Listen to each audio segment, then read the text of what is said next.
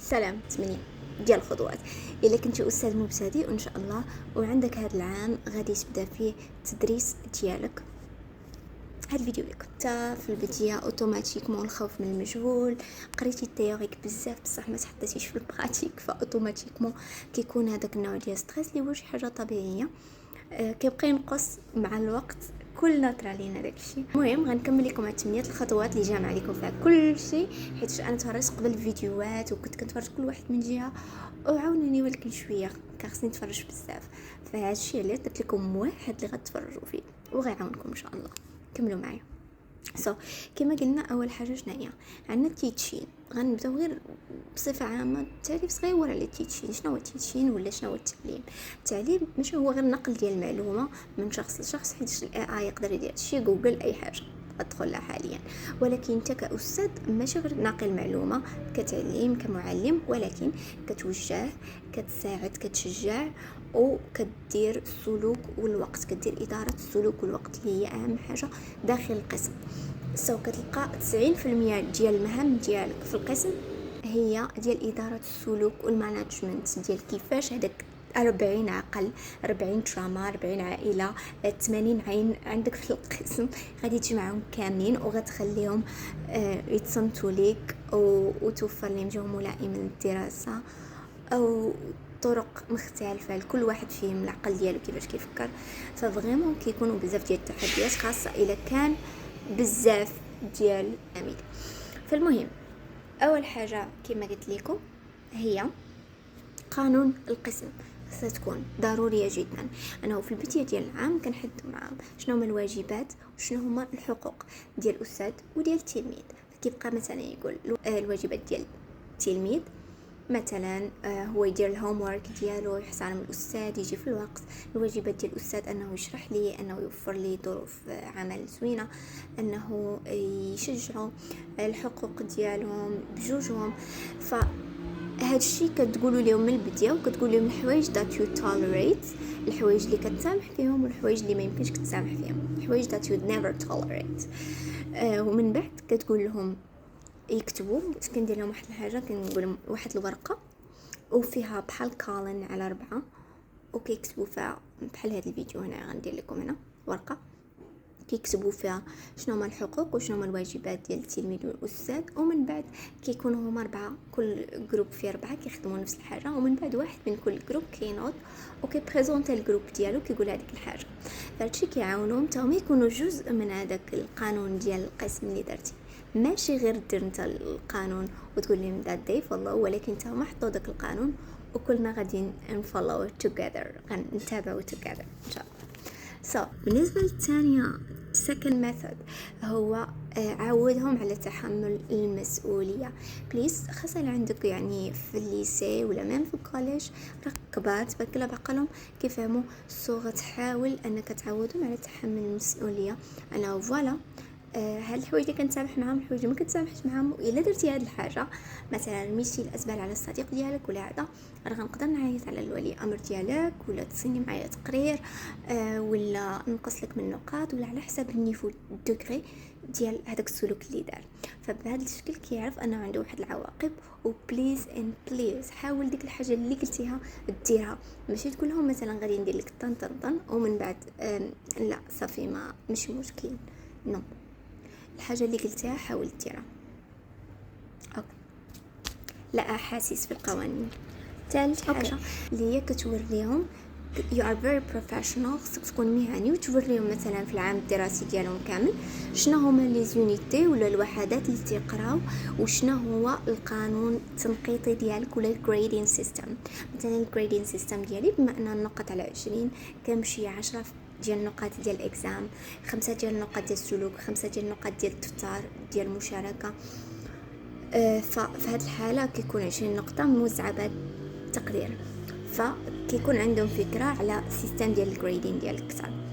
وأمين طون كندير واحد من الحاجه اللي غنشاركها معكم، انه كنحاول نشجع البروسيس ماشي غير في الاخر الاوتكم. يعني ماشي كنشجع حتى الاخر وتكون واحد كيفاش نقول لكم هذيك النقطه خدا صافي غير يجيب تشات جي بي تي ولا هذا ويجيب ديك النقطه نو. ولكن كيشجع ديك البروسيس حتى يقدر يكون عنده 20 في الاخر، وفي نفس الوقت غيكون عنده ناقص 12 مثلا ولا ناقص 10 فيجيب غير 10، ويقدر يكون عنده 10 وعنده زائد 10 في القسم فيجيب 20. كيفاش نشرح لك. فعندي واحد السيستم ديال الجريدين ديال كل حصه. الى مثلا خدم الهومورك ديالو عنده بلاس 1. الى مثلا خدم هو والجروب وداروا احسن جروب بروجيكت عنده مثلا بلاس 1 ولا بلاس 2 زائد 1 ولا زائد 2. فمن بعد كنزيد ليهم هذوك الزائدات ديالهم كاملين كتزادوا ليهم في ليكزام ديالهم. ونفس الحاجه في الناقص، الا ما خدمش واحد الاكسرسيس ديالو ناقص، ما جابش البوك ديالو ناقص. اغلبيه الوقت اوسي الا كان عنده السلوك ديالو في داخل الحصه في شي حاجه ما هياش ناقص، كيأثر ليه على الاكزام على النقاط ديالو. فهذا الشيء كيخليه انه هو اللي كيتحكم بالاخير في النقط ديالو، انه الا شارك ودار افار وتواصل معك وشارك في القسم كيزيد النقط ديالو. دار سلوك خايب وكمل انه ما كيتصنتش وما كيديرش الاكسرسيس ما كيجيبش الاكزام، كيبقى هو كينقص النقط راسو، فبالتالي هو مسؤول على راسو. ذاتس ات. النقطه الرابعه اللي بغيت ندوي عليها قبل ما ندوز النقطه الرابعه، الا عندكم سؤال مازال على القسم، على ليسن بلان الدروس، على كيفاش تعمل في اول حصه ديالك ولا مع بعض من انواع ديال التلاميذ ولا اي حاجه، يمكن لك تدخل عندي اليوم مخليها لكم. تحجز معايا المواعيد ديال السيشن في نص ساعه، وبالتالي الا عندك شي كيسيون على اي حاجه من هاد الحوايج يمكن نجاوبك عليها. قلنا رابع حاجه واللي هي غادي تلاقاها هي بعض التلاميذ كل قسم غتلقاي فيه واحد ولا جوج زوينين خصهم بوب كورنز، هذوك القليه ديال القسم كيطيروا. سو اتس فاين، كاينين هادشي كيكون عندهم يا ADHD ولا شي حاجه. المهم بغض عن النظر ديال الاسباب اللي كتخليه يتحرك بزاف ولا كيدير شغب ولا شي حاجه، هادو كيكون عندهم معامله بوحدهم.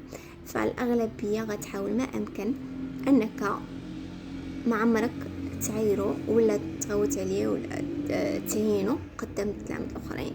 مثلا تقول لي الحمار طن طن طن طن، ولا تعاير بشي كلمه ماشي هي هذيك. ولا عاد ديما احترام متبادل كيبقى هو الاساس في القسم. فتدوي معاه بواحد الطريقه مؤدبه، تاخذوا فيس تو فيس، تمشي معاه برايفت اريا اون بريفي وتدوي معاه بليز راه درتي هاد السلوك طن طن طن، ولا شفتك مثلا فاش رميتي الازبال على فلان، ولا فاش درتي هاد الحاجه ولا هاد السلوك ولا whatever. او والمره الجايه راه ما غاديش نتوليريتي هاد البيهيفير، والا تعاود غادي ندير معاك هاد القرار وهاد القرار وهاد القرار. نجيبوا لي امر ديالك مثلا تقرير ناقص نقاط، شوف على حسب الدوغري ديال داك المشكل اللي دار اكزاكتومون. ففي هاد الحاله كدوي معاه انت بريفي، هو كيحترم اكثر انك دويتي معاه بريفي. وهما راهم دي ار سمارت، يعني التلاميذ راه كيردوا البال الاستاذ اللي فريمون كيرد البال المشاعر ديالهم، كيرد البال ما كيعيرهمش بزاف د الحوايج، وكيكون احترام متبادل زوين. حاول انك تستابليشي من الاول. اما تغاوت معاه وتعاير قدام صاحبه ولا شي حاجه اوتوماتيك ما هو خاصه في مرحله المراهقه ما كيرضاوش اور سامثين، يقدر يعايرك بكلمه كتار اور سامثين وغيأثر عليك. فاحسن بليز خلي احترام متبادل احسن حاجه. خامس حاجه هي التعليمات ديالك دائما كتبها في السبوره. غتلاحظ انك في القسم اكثر حاجه زوينه وكلمه المهم ماشي زوينه ولكن زينه، كلمه في شكل غتبقى تسمعها داخل القسم هي repeat please. واش ممكن تعاود؟ نعم. ما سمعت شنو قال؟ ديما غتسمع.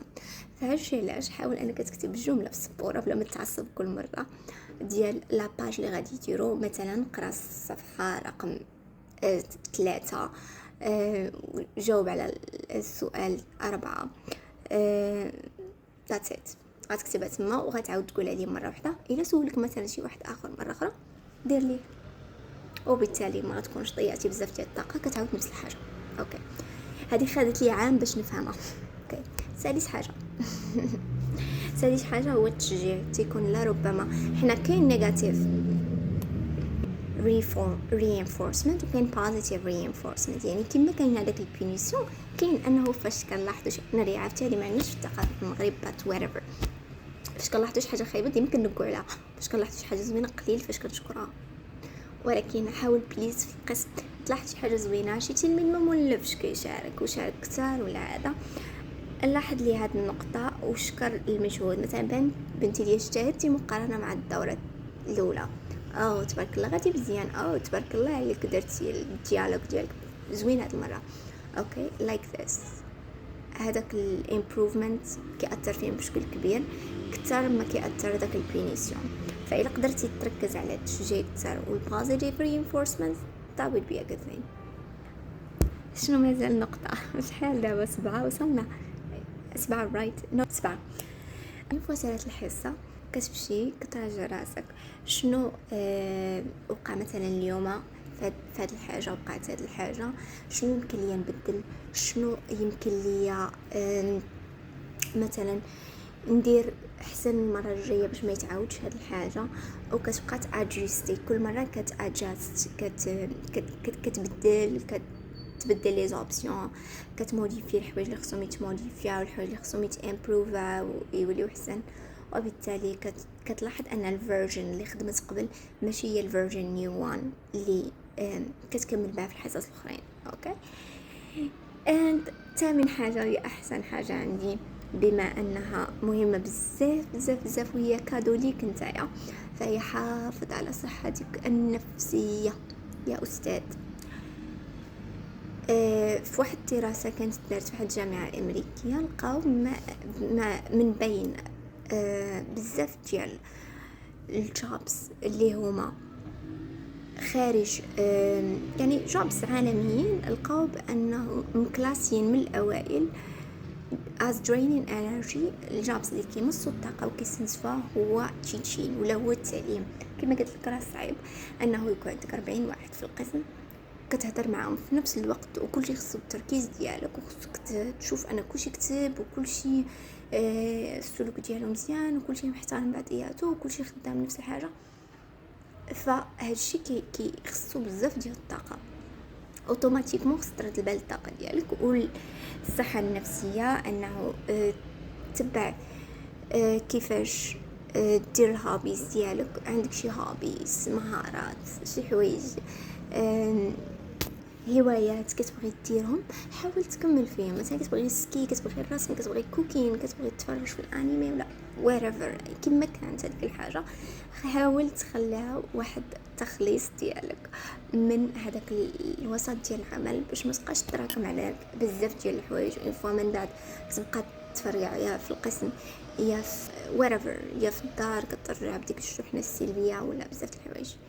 وحاول أسي العلاقة ديالك والزملاء ديالك مثلا في المدرسة يكون زوين، يكون واحد الوسط مريح، عندك صحابك تما أسي أساسية اللي تقدر تجمعوا تحدثوا تفرغوا طاقة زوينة مع بدياتكم.